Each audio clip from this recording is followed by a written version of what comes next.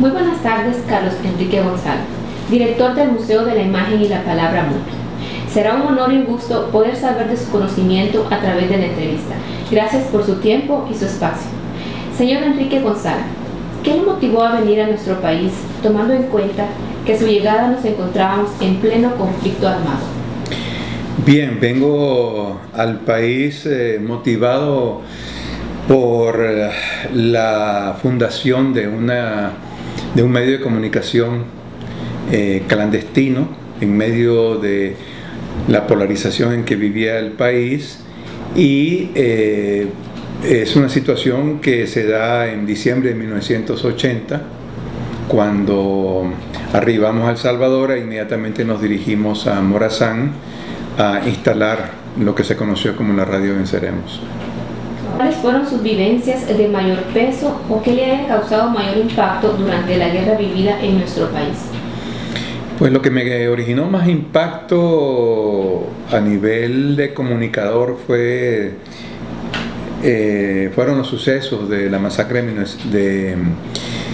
del Mozote, donde me tocó ser testigo de lo que el batallón Atlacat produjo en esa zona, que fue el asesinato de alrededor de 1000 personas, entre ellas 400 niños.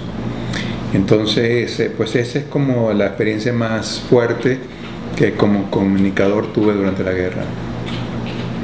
Estamos conscientes que el irrespeto a los derechos humanos ha prevalecido desde tiempos antiguos en nuestra sociedad. Desde su punto de vista, ¿considera que existen cambios significativos comparando el antes y el después de la firma de los acuerdos de paz? Evidentemente, cuando miramos hacia atrás vemos a un país con una cadena de dictaduras militares. Vimos un país enfrascado en una violencia entre los mismos salvadoreños. Y si vemos ese pasado de masacres como la del Mozote y vemos las realidades de hoy en día, aunque todavía existe la violencia, evidentemente ha habido un cambio sustancial hacia un mayor respeto de los derechos humanos. Ahora bien, ¿cómo se logra tomar conciencia de la importancia del binomio paz-derechos humanos y de qué manera se considera a trabajar en la posguerra? Yo soy un convencido de que toda paz tiene bases muy frágiles si esa paz está cimentada en la inequidad, en la injusticia.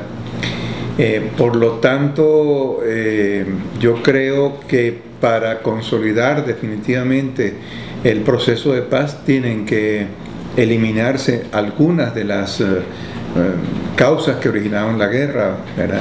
Fundamentalmente, para decirlo en dos palabras, la exclusión y la injusticia social. Tomando en cuenta la manera irracional que ha crecido en los últimos años la violencia y el respeto a los derechos humanos, ¿considera usted, señor Consalvi, que todavía sea efecto o producto de la posguerra y de los traumas psicológicos que muchos niños y niñas tuvieron que vivir durante la guerra? Mira, el fenómeno de la violencia es un monstruo de 1000 cabezas. El fenómeno de la violencia es multicausal,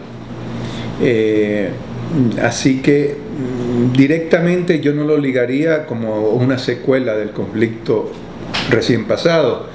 Yo creo que tiene antecedentes más antiguos, y si vemos en nuestra historia sucesos como lo de 1932, que constituyó un genocidio contra miles y miles de campesinos indígenas en este país, si vemos los procesos de expropiación de la tierra que se dan en el siglo XIX a esas comunidades indígenas, si vemos toda una estructura de exclusión que ha habido en este país para muchos sectores de la sociedad, entonces si vamos a las raíces de estas situaciones históricas, podemos entender mejor todo ese fenómeno de la violencia que ha ido recrudeciendo en nuestro país.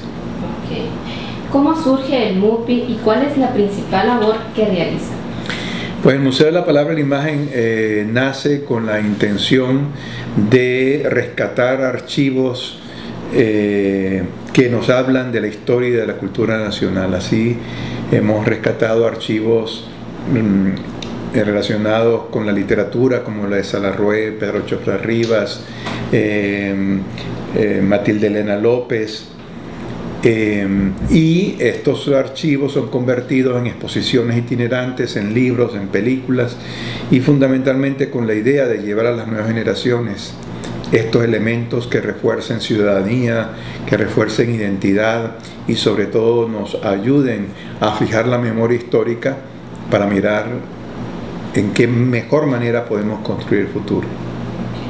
Ahora bien, señor Gonzalo, ¿qué mensaje le dará a las personas que han tenido algún trauma psicológico provocado por la violencia?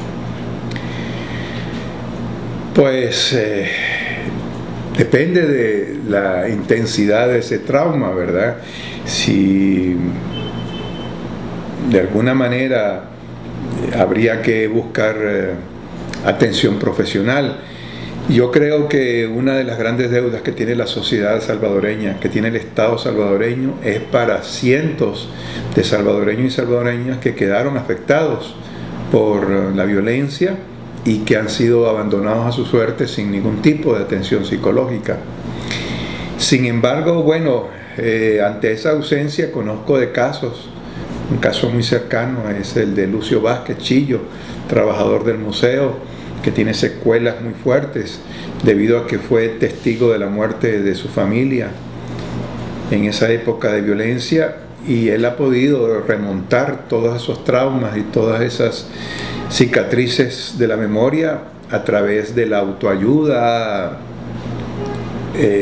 escribiendo además un libro, que ese libro para mí es como una catarsis que le obligó o que le ayudó a Lucio, a Chillo, lo ayudó a sanar esas heridas mediante el testimonio, compartiendo con la sociedad su dolor, compartiendo su dolor con todos y todas, y quizás ese dolor de alguna manera se ha hecho más leve.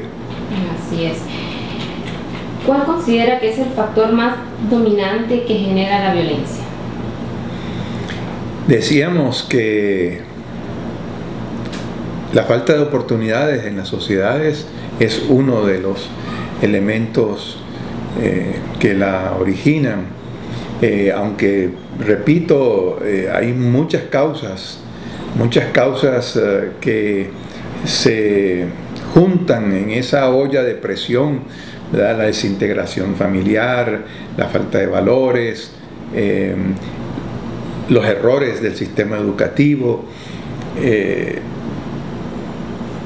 la concentración de las riquezas en pocas manos. Si todos estos elementos los juntamos, nos dan esas ollas de presiones que se originan en nuestras sociedades y que son caldo de cultivo para la violencia. Correcto.